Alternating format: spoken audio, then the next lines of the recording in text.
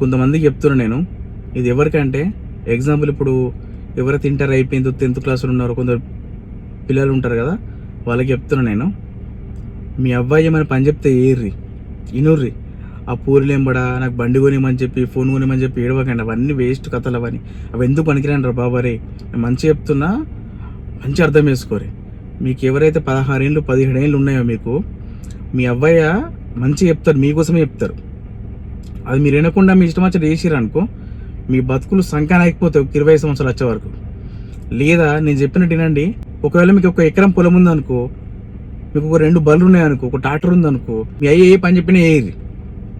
రోజు పొలం కడుకోర్రి, పొలం కాడ నీళ్ళు పెట్టుర్రి, బర్రెలను తీసుకోర్రి, బర్రెలను చూసుకోర్రి.